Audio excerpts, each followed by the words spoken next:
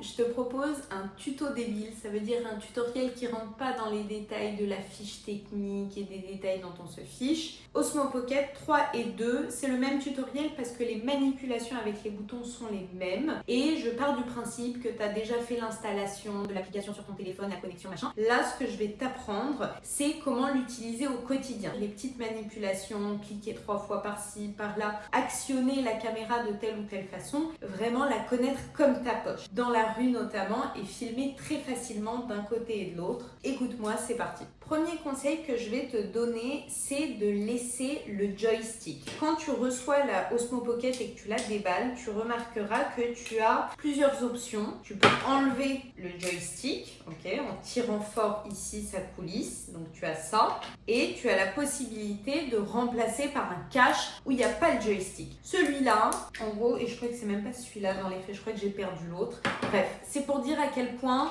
il n'y a que le joystick qui te sert, donc tu le laisses tout le temps, tu n'as pas besoin de l'enlever et tu utilises ta Osmo Pocket toujours de cette façon. Pour l'allumer, sur le côté, la nacelle pivote dès que c'est allumé, tu as l'écran qui s'allume, rien de sorcier. Premier hack que je te donne, c'est comment pivoter la nacelle pour qu'elle filme de l'autre côté rapidement. En fait, quand on est dans la rue, parfois on se filme, on est en train de parler face caméra et on veut filmer rapidement de l'autre côté. Ou alors l'inverse, on est en train de filmer quelque chose et on veut le retour caméra pour prendre la parole face caméra. Et bien là, c'est le bouton en bas à droite, à côté de celui qui a le point rouge pour enregistrer. Quand je clique 3 fois sur le bouton en bas à droite, la nacelle va se tourner. C'est vraiment la manipulation à retenir quand tu es dans la rue, celle qui est essentielle.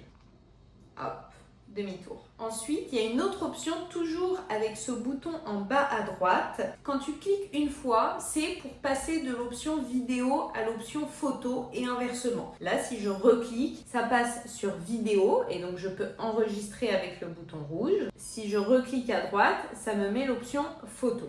Toujours avec ce bouton en bas à droite, quand tu cliques 2 fois, c'est pour recentrer la nacelle. Parfois, elle a pu aller se balader ou peut-être qu'avec le joystick, tu t'es amusé à filmer quelque chose à un point précis et tu veux ramener la nacelle au centre. Eh bien, tu cliques 2 fois sur ce bouton. Et d'ailleurs, ça t'affiche recentrer. Donc, je répète, 3 fois pour retourner la nacelle, 2 fois pour recentrer la nacelle, 1 fois pour aller de l'option photo à vidéo ou de vidéo à photo. Maintenant, on va rester du même côté à droite, mais on va prendre le bouton en haut. Le bouton en haut à droite, qui est en fait celui situé à droite du joystick. Ce bouton-là, l'essentiel, c'est surtout quand tu cliques 2 fois dessus, pour passer du zoom à la nacelle dans l'utilisation du joystick. Je m'explique. Quand tu cliques 2 fois, ça me met le petit logo zoom, ça veut dire qu'en jouant avec le joystick, ça va me zoomer ce que c'est en train de filmer. D'ailleurs, je vois l'image qui s'agrandit ou recule. Et d'ailleurs, il y a le petit logo zoom en haut. Quand je rappuie 2 fois dessus,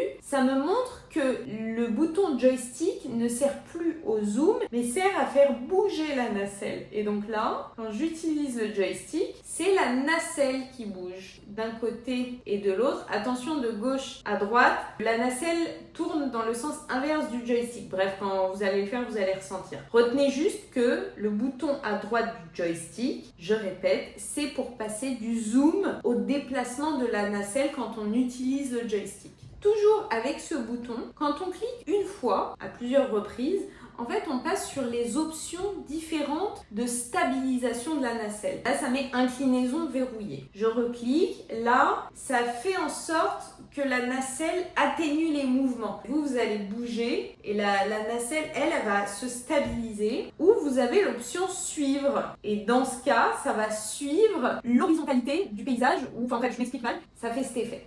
Voilà, ça se passe de mots. J'ai pas les termes techniques et on n'est pas là pour ça.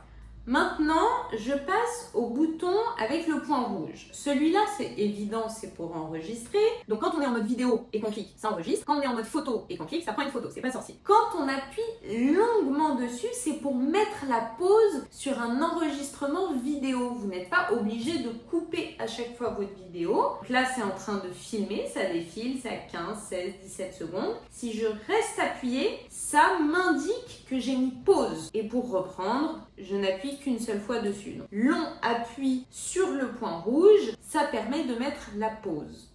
Dernière chose à connaître sur la Osmo Pocket, c'est l'écran tactile. En fait, en fonction de comment vous allez faire glisser l'écran, vous allez accéder à des menus différents. Premièrement, si vous cliquez 2 fois sur un visage, sur un élément qui apparaît dans l'écran, la nacelle va se focaliser sur cet élément. Par exemple, si vous êtes en train de vous filmer et que vous cliquez 2 fois sur votre visage, il faut qu'un carré vert apparaisse pour bien faire comprendre à la caméra que c'est votre visage que vous avez sélectionné. Et bien en fait, la nacelle, elle va vous suivre. Jusqu'à ce que vous sortiez de son champ de vision, elle vous suit, dans la limite du possible. Si on glisse notre doigt de haut en bas, on va accéder à un menu avec une roulette de réglage, ok, rien de sorcier. Option de réglage, la qualité, joystick, d'effet glamour et l'option professionnelle. Alors attention à l'effet glamour, celui avec le bonhomme. Je vous indique juste que l'effet glamour vous permet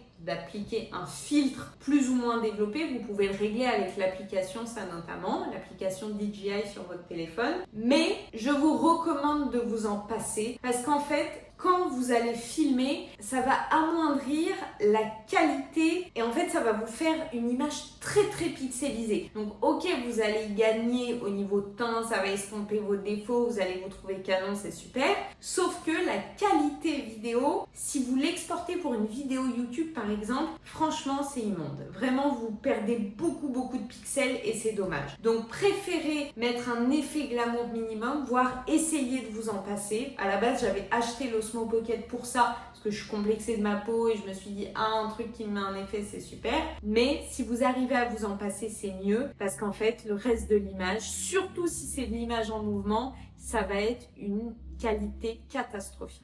Si jamais vous glissez de bas en haut, là vous avez des options qui sont relatives au bouton que je vous ai montré tout à l'heure. Ça veut dire que si vous retenez les je clique une fois, je clique 2 fois ici, je clique 3 fois ceci, cela, ça fait ce que je vous ai indiqué tout à l'heure. En fait, vous n'avez pas besoin de ce menu en bas. Ce menu en bas vous permet de faire toutes ces choses-là en allant directement là où c'est prévu. Maintenant, si vous voulez accéder à ce que vous avez filmé ou pris en photo, il faut glisser votre doigt de gauche à droite. Et donc là, ensuite, vous pouvez faire défiler.